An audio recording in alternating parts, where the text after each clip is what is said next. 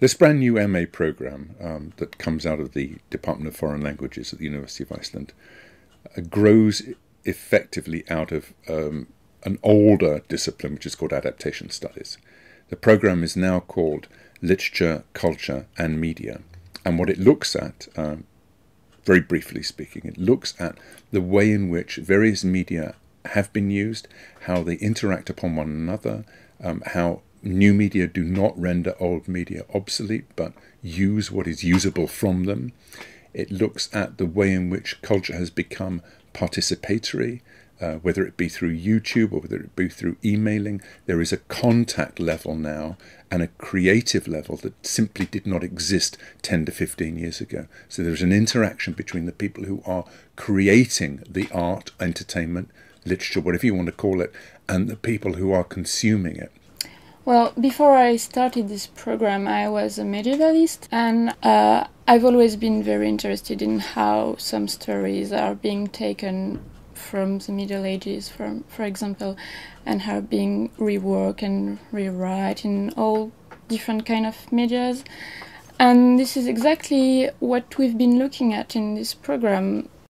Yeah, so I've been waiting for a course like this for the past 4 or 5 years since I signed up. I initially studied physics 100 years ago and have had a full-time job for the last 20 years in Iceland, and decided I want to do something else instead of just work.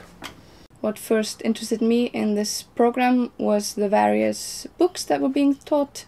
I liked that I was able to take what was essentially an English course with which combined literature from Japan and from various periods, going from Jane Austen onto a very recent book by Jennifer Egan. Well, one interesting thing was that we were, the students, we were a bit from everywhere. I'm from France, we had someone from Japan, someone from America, some Icelanders, obviously.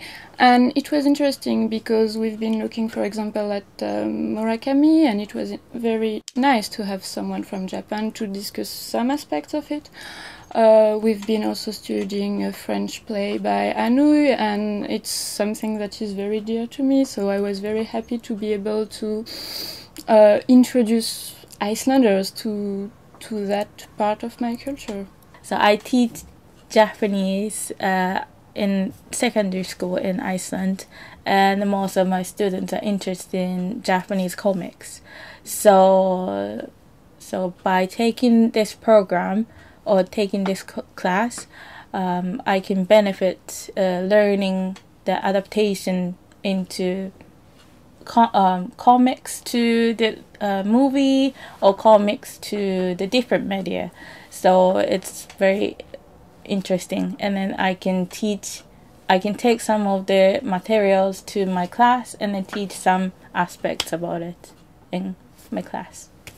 I'd already taken a course on adaptations previously, which I found fascinating, and I'd taken a course on Hollywood musicals, which I also found fascinating. And it's all this to do with things start out as in written form. It always starts out, as words on printed page, but evolve into something else, be it an audiobook or a movie. And people generally tend to think of adaptation as from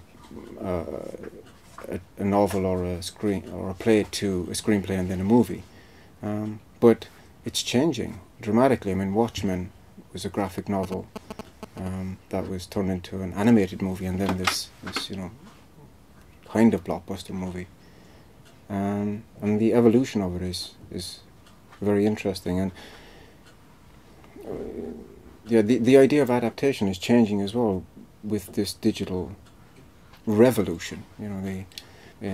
Jennifer Egan's The Goon Squad, or A Visit from the Goon Squad, has a soundtrack online. She's put a PowerPoint presentation as part of the book, which is available online. There's a crossing of media, and it's all becoming blurred. And now with the likes of the Amazon Kindle and electronic books, that reading is becoming interactive. It's possible to contact authors and ask questions, or set up forums. So the idea of adaptation is not strictly just somebody writes a play or a novel and Hollywood decide they can make a few bucks from turning it into a movie. It's become a lot more fluid than that, and I think it's a very interesting area to study, and it's something is happening because of the technology.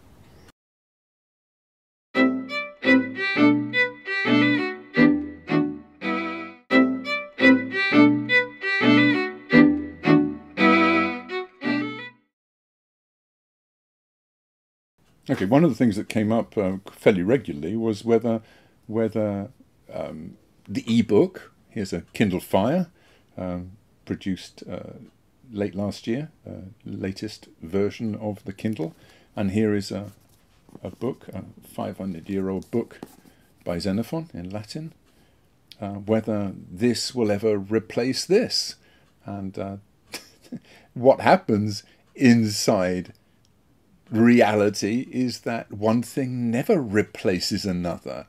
The Kindle ebook is never going to replace the actual book. We are going to have both of these things. They serve a different purpose, and they serve...